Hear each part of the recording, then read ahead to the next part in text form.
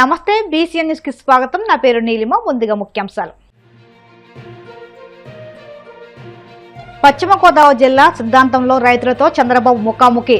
ప్రభుత్వ రాజముద్రతో కూడిన పట్టాదారు పాస్ పుస్తకాలు అందజేసిన ముఖ్యమంత్రి.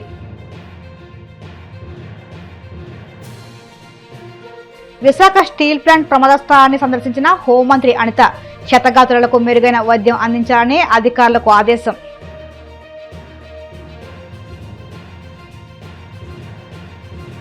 పోలపల్లి బైపాస్ రోడ్డులో ఏర్పాటు చేసిన ఫ్రాన్ డొమెస్టిక్ సేల్ స్టాల్ ను ప్రారంభించిన నిమ్మల. మృగశిర కార్తెలో పౌష్టికాహారం బుధించాలన్న మంత్రి.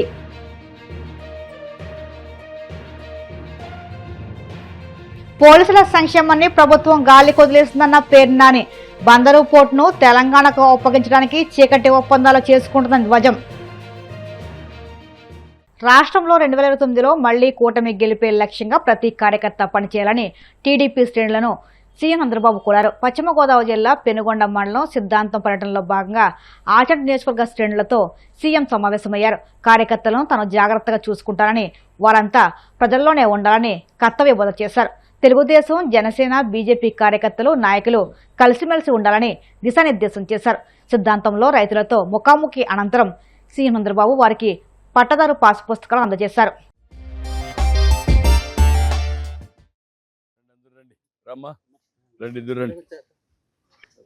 ఏం చెప్పండి గ్రామస్తులంతా. మీరు వచ్చిన తర్వాత చాలా బాగుంది సార్. రైతులకి మాత్రం ఎట్లా ఏంటంటేనండి, రైతులకి ఇది వరకు అయితే కనుకండి, మన రైతుకి భూమి అంటే అతనికి తల్లితో సమానం అండి. భూమి మీద అంత ఎఫెక్షన్ ఉంటుందండి రైతుకి. గత ప్రభుత్వంలో జగన్మోహన్ రెడ్డి గారి ప్రభుత్వంలోనండి అంత ఎఫెక్షన్ ఉన్న రైతు భూమి మీద పాస్బుక్ మీద పొడి వేసుకోవడంతో రైతులందరూ మనోభావాలు దెబ్బతున్నాయండి. ఎందుకంటే చాలా మంది రైతులు కూడా డుప్టికి కూడానండి చనిపోయిన తర్వాత కూడా పొలాల్లోనే కప్పెట్టుకుంటారండి. ఎందుకంటే పొలాలతో అంత కప్పెట్టుకుని ఉంటారు మరి రైతులకండి. అటువంటిది గత ప్రభుత్వంలోనండి జగన్మోహన్ రెడ్డి గారు ఆ పాస్బుక్ మీద చాలా శ్రమ అయింది. చూస్తున్నారు కదా మీరు. అవునండి అవునండి. నాకు 3 ఏళ్లు పడతా ఉంది. అవునండి అవునండి. అతను చేసిన తప్పులని కరెక్ట్ చేయడానికి 3 ఏళ్లు పడతా ఉంది. వీళ్ళ బాగుంది ఇప్పుడు వాళ్ళిద్దరివి. వాళ్ళది 22A కింద పెట్టారు. అలాంటి చాలా భూములు ప్రైవేట్ భూముల్ని గవర్నమెంట్ భూమి కింద చూపించారు. కొన్ని దిక్కల్లో ఏం చేశారంటే భూమి అమ్మమన్నారు. అమ్మమంటే దాన్ని బేస్ చేసుకొని 22A కింద పెట్టేశారు. ఇలాంటివి అవకతవకలు చాలా జరిగాయి. నువ్వు ఇంకో మాట కూడా చెప్పావు. వాళ్ళ పార్టీ వాళ్ళ పేర్లతో ఎక్కువ రాసేసుకున్నారు. అవి ఇచ్చేసి పట్టదారు పాస్బుక్ ఇవ్వడం, ఇలాంటి చాలా అవకతవకలు చేశారు. దౌర్జన్యం ఇవన్నీ. ఇప్పుడు దానికి మళ్ళా నేను బ్లాక్ చైన్ టెక్నాలజీ పెట్టడం, మీరు అన్నట్టు మళ్ళీ కింద తప్పులు చేస్తారని నేనే రావడం, ఎవ్రీ మంత్ పెట్టి మీకు అందరికి ఇచ్చారా లేదా మళ్ళీ ఫోన్లు చేయడం, మీ సాటిస్ఫాక్షన్, ఇన్ని చెక్స్ అండ్ బ్యాలెన్సెస్ పెట్టి చేస్తున్నాం. దాంతో కొంత కంట్రోల్. అది కూడా ఇదివరకండి జగన్మోహన్ గారి గవర్నమెంట్ లో పంట డబ్బులు కూడా 2 నెలలకు పడటం 3 నెలలకు పడటం జరిగేదండి. నేను కూడా వచ్చేవాడిని. మీరు వచ్చిన తర్వాత 24 గంటలు అప్పుడు నేను తణుకులో వచ్చి ఒక పెద్ద ధర్నా కూడా చేశాను. అప్పుడు వేరే ఇక్కడ మీ రైస్ మిల్ వాళ్ళు ఇక్కడ ఇవ్వకుండా ఈస్ట్ గోదావరిలో ఇచ్చేవాళ్ళు. అవునండి అవునండి. దూరంగా ఇచ్చేవాళ్ళు. అది ఇక్కడ ఇచ్చేవాళ్ళు. అంటే వాళ్ళకి ఏ రైస్ మిల్ కావాలంటే ఆ రైస్ మిల్కి ఇచ్చేవాళ్ళు.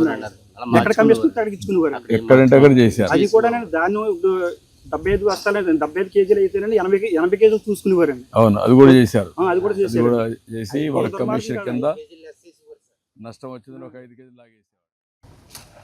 Thank you. మంచి చేశారు సార్. ఏం చదువుకుంటున్నాం మనం? ఇంటర్మీడియట్ చేసి మానేసాను సార్. రైతు వ్యవసాయం చేస్తున్నాను. ఇంటర్మీడియట్. నీ పిల్లలు ఏం చేస్తున్నారు? మ్యారేజ్ చేస్తాను సార్.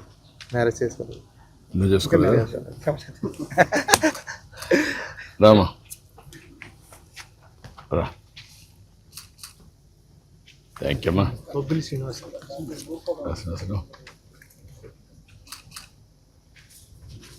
దొంగ శివాజీ రమ్మా రమ్మా.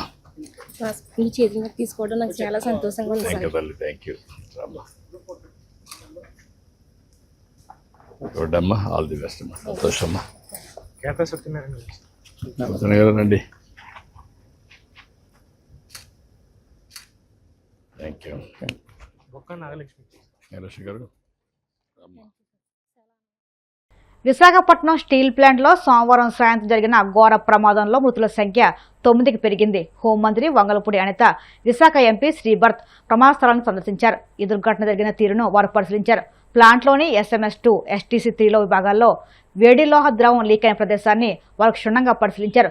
సహాయక చర్యలు, భద్రతా ఏర్పాట్లు, క్షతగాత్రులకు అందిస్తున్న వైద్య సదుపాయాలపై అధికారులతో సమీక్ష నిర్వహించారు. ఈ సందర్భంగా గాయపడిన కార్మికులకు సాధ్యమైనంత ఉత్తమ వైద్యం అందించాలని మంత్రి అనిత అధికారులను ఆదేశించారు.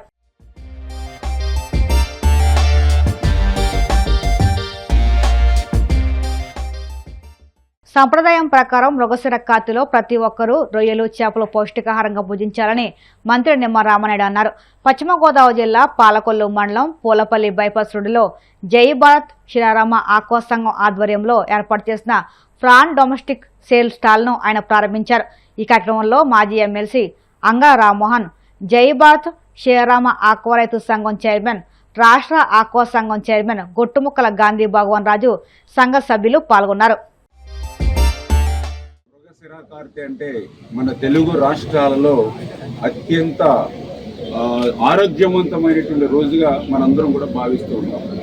వర్షాకాలానికి ముందు ఖచ్చితంగా మనం ఆ చేపని, ఆ సీ ఫుడ్స్ని మనం తీసుకున్నట్లయితే ఆ వర్షాకాలంలో వచ్చేటువంటి జబ్బు, జలుబులు అన్నిటికీ కూడా పరిష్కారం దొరుకుతుందనేటువంటి ఒక నమ్మకం, విశ్వాసం ఉన్నటువంటి రోజు ఈ యొక్క మృగశిర కార్తె రోజు.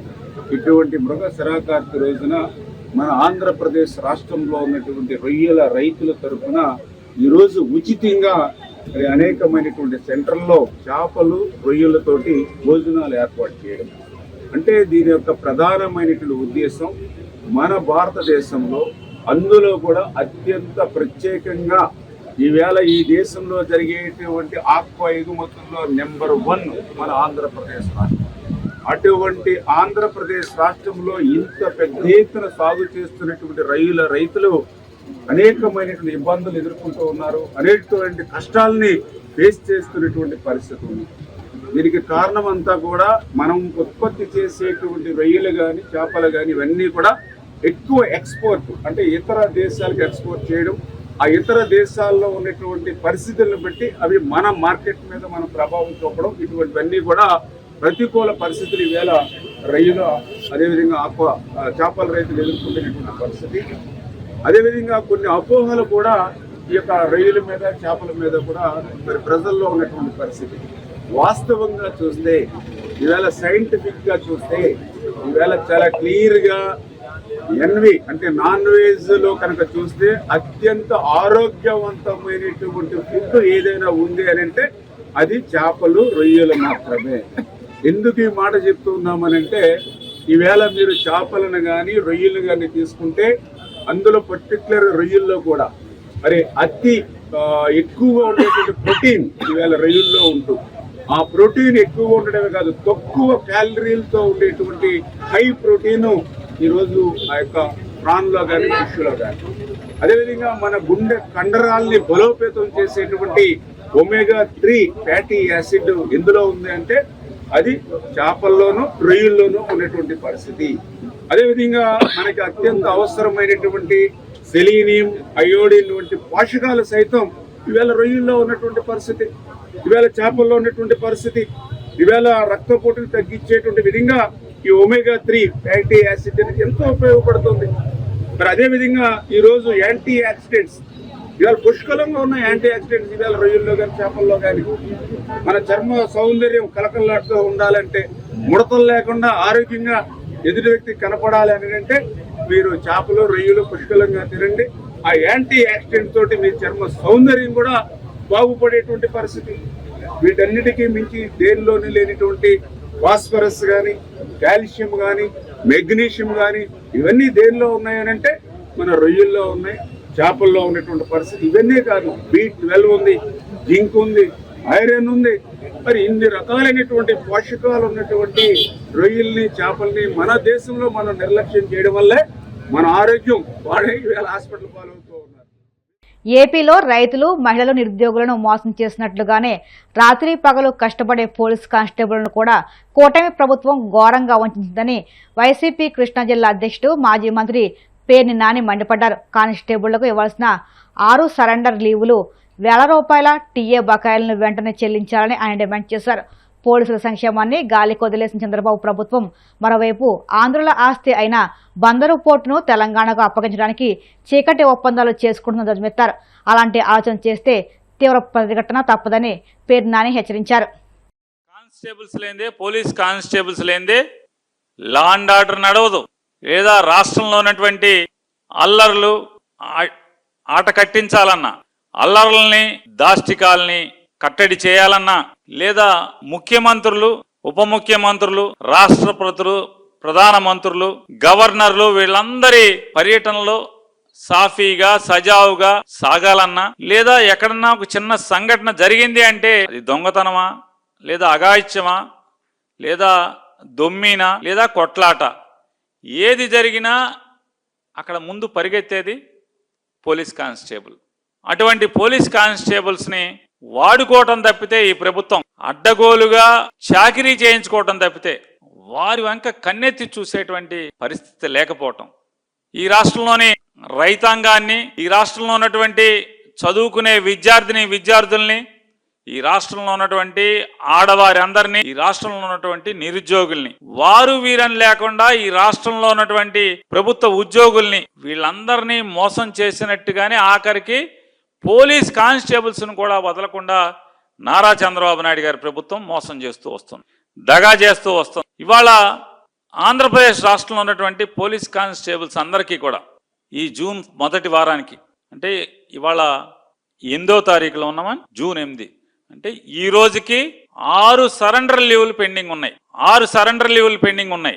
ఈ 2019 నుంచి 24 దాకా, అంతకితం సంవత్సరానికి 3 సార్లు వేసేవాళ్ళు. జగన్ గారు వచ్చాక దాన్ని 2 సార్లు చేస్తూ జూన్లో ఒకసారి, నవంబర్లో ఒకసారి వేస్తూ వచ్చారు. సంవత్సరానికి వారికి ఇవ్వాల్సినటువంటి బాకీల్ని నెల నెల వారికి ఇవ్వాల్సినటువంటి, అంటే నెల నెల వారికి ఇవ్వాల్సిన, అంటే సంవత్సరానికి ఎన్ని సరెండర్ లీవులు ఉంటే అన్ని సరెండర్ లీవులు లీవ్ ఎన్కాష్మెంట్ కింద వారికి జూన్లో ఒకసారి, ఎందుకంటే పిల్లలకి ఫీజులు కట్టాకి, పిల్లలకి బూట్లు కొనుక్కుంటాకో, పిల్లలకి బట్టలు కొనుక్కుంటాకో, ఇలాంటి కార్యక్రమాలకి ఉపయోగపడతాకన్నట్టుగా జూన్ మాసంలో 1, 2 ఒకసారి, నవంబర్ మొదటి వారంలో ఒకసారి. ఇలా ఉంటే సరెండర్ లీవులను కూడా 1/2 టీ లాగా, అంటే మనం హాఫ్ టీ అంటాం, 1/2 టీ. ఫ్రెండ్స్ వెళ్తే 1/2, 1/2, 2/4, 3/6 చెప్పుకుంటూ ఉంటాం టీ స్టాల్కి వెళ్తే. అట్ట దాన్ని కూడా సరెండర్ లీవుడు కూడా 1/2 చేసినటువంటి పోటుగాడు ఎవరు ఉన్నారంటే నారా చంద్రబాబు నాయుడు గారు. మొన్న కిందటి నవంబర్లో 1/2 కొట్టి 2 ఒక హాఫ్ ఇవ్వకుండా ఏడిపించి మొత్తం జనవరిలో ఇచ్చాడు. అంటే నవంబర్లో హాఫ్ అన్నాడు, ఒక అరకప్పు అన్నాడు, జనవరిలో ఒక అరకప్పు అన్నాడు. అప్పుడు నవంబర్ దగ్గర కొట్టి మొత్తం కలిపి పులికప్పు జనవరిలో వేసాడు. అయినా కూడా ఇప్పటికీ 6, ఈ తారీఖుకి నేను మాట్లాడే రోజుకి 6 సరెండర్ లీవ్లు పెండింగ్ ఉన్నాయి. డబ్బులు ఇవ్వడు, సంపద సృష్టిస్తానని చెప్పావు, పోలీసులను మాత్రం ఫుల్గా వాడుకుంటున్నావు. దానికి దీనికి లేదు. మీరు బ్యాటరీ సైకిల్ వేసుకుని, నారా చంద్రబాబు నాయుడు గారు, హోంమంత్రి గారు ఇద్దరు బ్యాటరీ సైకిల్ వేసుకుని వెళ్తారు. బ్యాటరీ సైకిల్ అంటే అది మనం తొక్కక్కర్లా, స్టైల్గా మాత్రం ఊరికే కాళ్ళు కదుపుతా ఉంటే అది వెళ్ళిపోతూ ఉంటుంది. చూసేవాడికి మాత్రం వీళ్ళు తొక్కేస్తున్నారు, ఎమ్మ తొక్కుడు తొక్కుతున్నారు అనుకుంటారు. ఆ బ్యాటరీ సైకిల్ చుట్టూ మొత్తం సైకిళ్ళు వేసుకుని తొక్కేది ఎవడా అంటే పోలీసులు, చుట్టూ పోలీసులే. ఆవిడకు 12 సైకిళ్ళు పోలీసులు, ఇతనికి ఒక 50 సైకిళ్ళు పోలీసులు, మొత్తం పోలీసులు. మీరు సైకిల్ మీద షూటింగ్ చేసుకుంటా కూడా ఈ పోలీసులు కావాలి, కానీ వాళ్ళకి ఇవ్వాల్సిన నిమిత్తం వాళ్ళకి ఇవ్వరు. ట్రావెల్ అలవెన్స్ టీఏలు 2024 నుంచి మీరు ప్రమాణ స్వీకారం చేసిన దగ్గర నుంచి ఇవాళ దాకా టీఏ నయా పైసా పోలీసులకు ఇచ్చారు ఎవరికన్నా?